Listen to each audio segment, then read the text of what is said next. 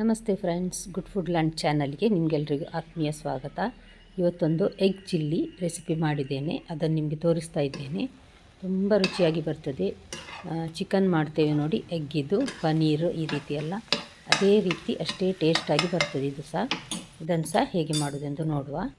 6 ಮೊಟ್ಟೆ ನಾನಿಲ್ಲಿ ತೆಗೆದುಕೊಂಡಿದ್ದೇನೆ. ಇದಕ್ಕೆ 1 ಟೀ ಸ್ಪೂನ್ನಷ್ಟು ಕರಿಮೆಣಸಿನ ಪುಡಿ, 1 ಟೀ ಸ್ಪೂನ್ನಷ್ಟು ಉಪ್ಪು ನೋಡಿ ಹಾಕಬೇಕು. ಉಪ್ಪು ಸ್ವಲ್ಪ ಅದನ್ನು ಚೆನ್ನಾಗಿ ಬೀಟ್ ಮಾಡಬೇಕು. ಈ ರೀತಿ ಚೆನ್ನಾಗಿ ಬೀಟ್ ಮಾಡಿದ ನಂತರ ಒಂದು ಬಾಣಲೆಗೆ ನಾನಿಲ್ಲಿ 3 ಚಮಚದಷ್ಟು ಎಣ್ಣೆ ಹಾಕಿದ್ದೇನೆ. ಯಾವುದೇ ಎಣ್ಣೆ ಬಳಸ್ಬೋದು. ಎಣ್ಣೆ ಸ್ವಲ್ಪ ಬಿಸಿ ಆಗ್ತಾ ಇದೆ ಅನ್ನಿಸುವಾಗ ನಾವು ಮಿಕ್ಸ್ ಮಾಡಿಟ್ಟ ಈ ಎಗ್ಗಿದೆ ನೋಡಿ, ಅದನ್ನೀಗ ಹಾಕಬೇಕು.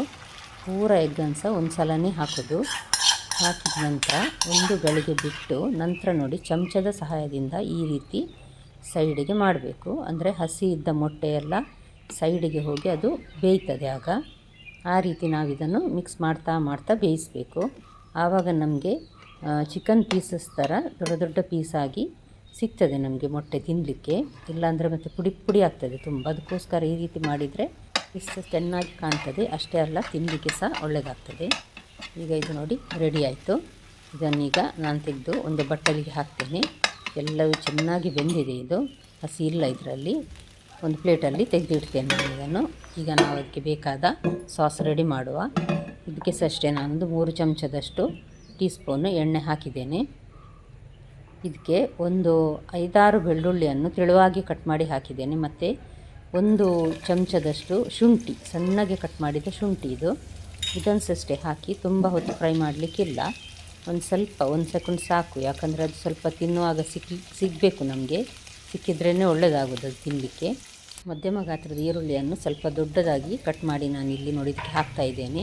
ಇದನ್ನು ಸಹ ಅಷ್ಟೇ ತುಂಬ ಹೊತ್ತು ಫ್ರೈ ಮಾಡಲಿಕ್ಕಿಲ್ಲ. ಇದು ಸಹ ಅಷ್ಟೇ ತಿನ್ನುವಾಗ ಸ್ವಲ್ಪ ನಮಗೆ ಕ್ರಂಚಾಗಿರಬೇಕು, ಅದಕ್ಕೋಸ್ಕರ. ಮತ್ತು ಕ್ಯಾಪ್ಸಿಕಮ್ ಸ್ವಲ್ಪ ಜಾಸ್ತಿ ಹಾಕಿದರೂ ಒಳ್ಳೆಯದಾಗ್ತದೆ. ನಾನಿಲ್ಲಿ ಸ್ವಲ್ಪ ಇತ್ತು, ಅದಕ್ಕೋಸ್ಕರ ಸ್ವಲ್ಪ ಹಾಕಿದ್ದೇನೆ. ಇದನ್ನು ಸಹ ಅಷ್ಟೇ ಒಂದು ನಿಮಿಷ ಹುರಿದು ನಂತರ ಇದಕ್ಕೆ 1 ಟೀ ಸ್ಪೂನ್ನಷ್ಟು ಸೋಯಾ ಸಾಸ್ ಹಾಕಬೇಕು. ಅದನ್ನು ಸಹ ಒಂದು ಸಲ ಮಿಕ್ಸ್ ಮಾಡುವ. ಇದೆಲ್ಲವನ್ನು ನಾನು ಮೆಲ್ಲ ಉರಿಯಲ್ಲಿ ಮಾಡ್ತಾಯಿದ್ದೇನೆ. ಈಗ 3 ಟೀ ಸ್ಪೂನ್ನಷ್ಟು ಟೊಮ್ಯಾಟೊ ಕೆಚಪ್ ಇದೆ ನೋಡಿ, ಅದನ್ನು ಹಾಕಬೇಕು. ನಂತರ ಬೇಕಿದ್ದರೆ 1 ಟೀ ಸ್ಪೂನ್ ನಂತರ ಹಾಕ್ಕೊಳ್ಬಹುದು, ಟೇಸ್ಟ್ ನೋಡಿ. ಅದೇ ರೀತಿ 2 ಚಮಚದಷ್ಟು ಸಣ್ಣ ಚಮಚ ಇದು ಟೊಮ್ಯಾಟೊ ಚಿಲ್ಲಿ ಸಾಸ್ ಇದೆ ನೋಡಿ, ಅದನ್ನು ಹಾಕಿದ್ದೇನೆ ನಾನು. ಇದರ ಜೊತೆ ಸ್ವಲ್ಪ ಕೆಂಪು ಮೆಣಸಿನ ಪುಡಿ ಬೇಕಿದ್ದರೆ ಹಾಕ್ಕೊಳ್ಬೋದು. ಖಾರ ಜಾಸ್ತಿ ಸ್ವಲ್ಪ ಬೇಕನ್ನಿಸಿದವರು. ನಾನು ಮಾತ್ರ ಹಾಕಲಿಲ್ಲ. ಸ್ವಲ್ಪ ಹಾಕಿದರೆ ಟೇಸ್ಟ್ ಬರ್ತದೆ ಜಾಸ್ತಿ. ಇದನ್ನು ಅಷ್ಟೇ 1 ಗಳಿಗೆ ಹುರಿದ್ರೆ ಸಾಕು. ನಂತರ 1-2 ಕಾಯಿ ಮೆಣಸನ್ನು ಉದ್ದುದ್ದಕ್ಕೆ ಕಟ್ ಮಾಡಿ ನಾನಿಲ್ಲಿ ಹಾಕಿದ್ದೇನೆ. ಇಷ್ಟೇ. ಈಗ ಚೆನ್ನಾಗಿ ಇದು ಫ್ರೈ ಆಗಿದೆ. ಇದಕ್ಕೊಂದು 3 ಚಮಚದಷ್ಟು ನೀರನ್ನು ಹಾಕುವ. ಅಂದರೆ ಸ್ವಲ್ಪ ತರಕಾರಿ ಸ್ವಲ್ಪ ಬೇಯಲಿ ಅಂತ, ಅದಕ್ಕೋಸ್ಕರ ನೋಡಿ ನೀರನ್ನು ಹಾಕಿದ್ದೇನೆ. ಈಗ ಒಂಚೂರು ಒಂದು ನಿಮಿಷ ಇದನ್ನು ನಾವು ಕುದಿಲಿಕ್ಕೆ ಬಿಡುವ. ಜಾಸ್ತಿ ಕುದಿಸೋದು ಸಹ ಬೇಡ.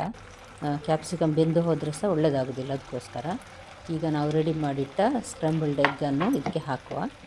ಹಾಕಿ ನೋಡಿ ಚೆನ್ನಾಗಿ ಮಿಕ್ಸ್ ಮಾಡಬೇಕು ಈ ರೀತಿ. ನೀವಿನ್ನೂ ನನ್ನ ಚಾನಲ್ ಗುಡ್ ಫುಡ್ ಲ್ಯಾಂಡನ್ನು ಸಬ್ಸ್ಕ್ರೈಬ್ ಮಾಡಿಲ್ಲ ಅಂದರೆ ದಯವಿಟ್ಟು ಸಬ್ಸ್ಕ್ರೈಬ್ ಮಾಡಿ. ಹಾಗೂ ನಿಮ್ಗೆ ಇಷ್ಟ ಆದರೆ ಲೈಕ್ ಬಟನನ್ನು ಪ್ರೆಸ್ ಮಾಡಿ. ಮತ್ತು ಫ್ಯಾಮಿಲಿ ಫ್ರೆಂಡ್ಸ್ಗೆ ಶೇರ್ ಮಾಡೋದನ್ನು ಖಂಡಿತ ಮರಿಬೇಡಿ. ಕೊನೆಗೆ ಸ್ವಲ್ಪ ಕೊತ್ತಂಬರಿ ಸೊಪ್ಪು ಹಾಕಿದರೆ ಎಗ್ ಚಿಲ್ಲಿ ರೆಡಿ ಆಯಿತು. ಖಂಡಿತ ನಿಮ್ಮ ಮನೆಯಲ್ಲೊಮ್ಮೆ ಟ್ರೈ ಮಾಡಿ ನೋಡಿ. ಮತ್ತು ಕಮೆಂಟ್ ಮಾಡಿ ನನಗೆ ತಿಳಿಸಿ ಹೇಗೆ ಬಂತೆಂದು. ನಾಳೆ ಇನ್ನೊಂದು ಹೊಸ ರೆಸಿಪಿಯೊಂದಿಗೆ ನಿಮ್ಮನ್ನು ಮತ್ತೆ ಭೇಟಿ ಆಗ್ತೇನೆ. ನೋಡಿದ ಎಲ್ಲ ವೀಕ್ಷಕರಿಗೆ ಧನ್ಯವಾದ.